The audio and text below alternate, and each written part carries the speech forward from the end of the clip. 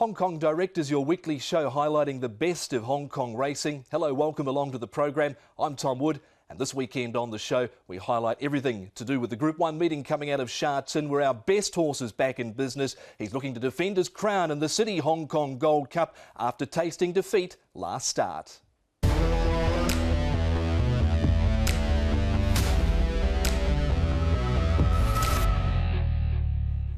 Golden 60's going to need every inch of his high speed as Vincent tries to push Sky Darcy out of the way. He's out now. He has 7-8 lengths to make up as White Cuckoo ran to the lead past Healthy Happy, then Russian Emperor. Golden 60 has 4 lengths to make up. White Cuckoo with 200 metres to go. Golden 60 has 3 lengths to make up. Russian Emperor's coming with him. White Cuckoo's in front. Golden 60's running out of time. The fortress has crumbled. The record is safe.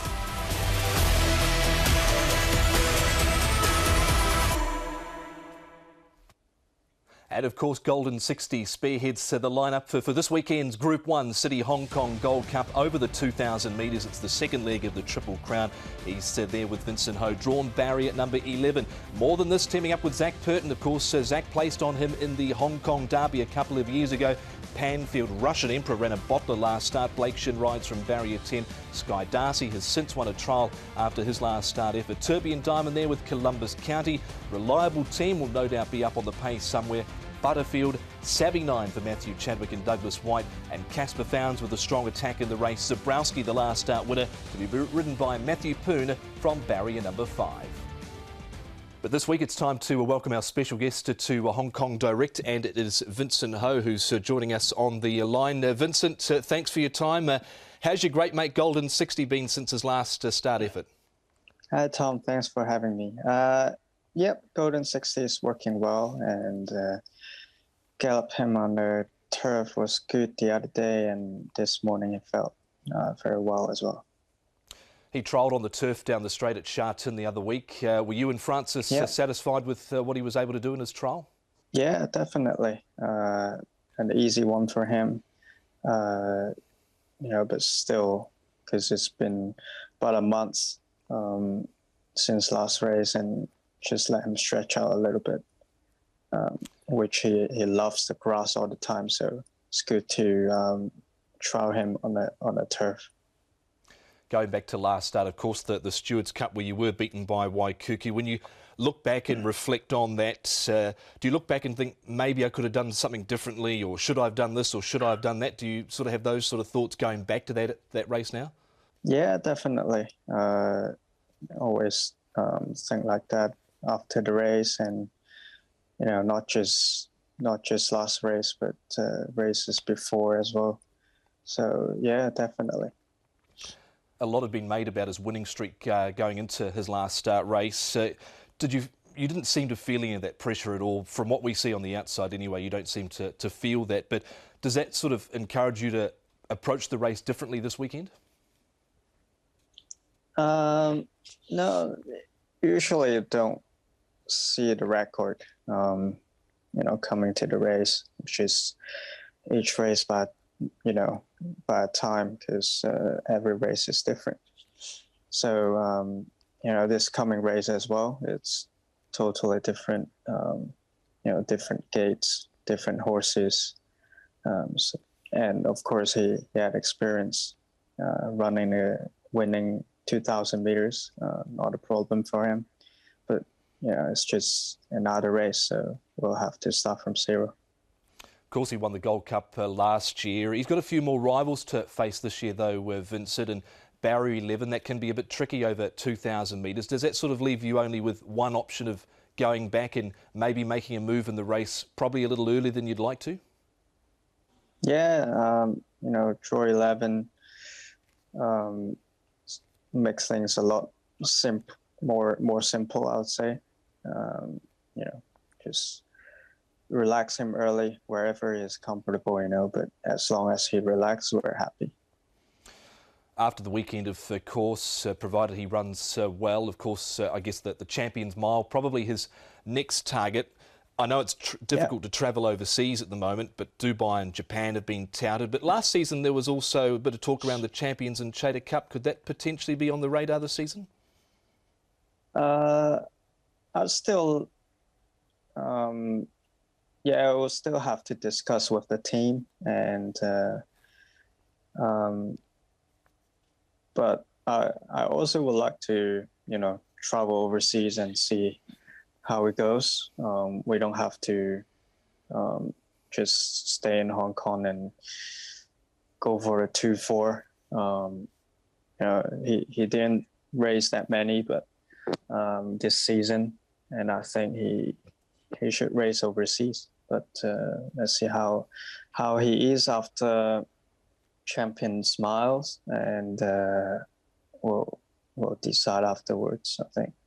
But he's a fast learner, so it doesn't matter if he travel or not. Of course, I'm still like to take him overseas, but we'll see how it goes. Well, Vincent, we wish you the best of luck this weekend with the Citi Hong Kong Gold Cup for Golden 60. Hopefully he can bounce back, and we wish you and the connections all the best. Thank you very much. Our thanks to Vincent Ho for giving up some of his time to talk to us here on Hong Kong Direct. Well, what of the opposition? Casper Founds has got a three-pronged attack in it. He's got the lightweight Zabrowski, Columbus County and also Sky Darcy. If we may start with last year's Derby winner Sky Darcy. I mean, since then, is it fair to say that his form probably hasn't peaked as you would have expected on the back of a Derby win? Or yeah, fair to say. That happens to quite a few of the Derby horses that win in the previous year. They sort of hit a bit of a lull spot, and then they start to find their own again. This guy, I just thought early in the season, his first two runs, he was very unlucky, and since then he's been racing all right. But now he's coming out of the gates nice and relaxed and slow, and looking that he wants to go further now, so we've given him that opportunity. And let's see what he can do at 2000. It's obviously we're up against the superstar Golden 60, and we're up against Russian Emperor, who I really respect. But we're a horse in good form, and he deserves his chance in the race. You've got a couple others in the race. Zabrowski, tell us a bit more about him, because he really has been a bit of a find this season for you. Yeah, I mean, on his overseas form, he certainly wasn't doing much the last few starts, but he's come to Hong Kong and settled in really well and been very, very consistent all his runs, and he just keeps sticking his neck out. He wants to win, so he's only rated 106. But we've thrown him in the deep end here, and hopefully he can pick up a check for the connections. And your final runner in the race is Columbus County, 6th in this race 12 months ago. I mean, he's no fool guy. He's pretty smart. He is. He's a lovely, consistent horse. He always picks up some prize money for the owner, and I think he'll be doing the same on Sunday. Giving Daniel Moore a chance on him, and hopefully he'll give Daniel a good run. Well, it's always good to get some expert analysis on the race, and this week we've got on the show Leo Schlink, the chief racing rider for the Hong Kong Jockey Club, and his selection for the Citi Hong Kong Gold Cup.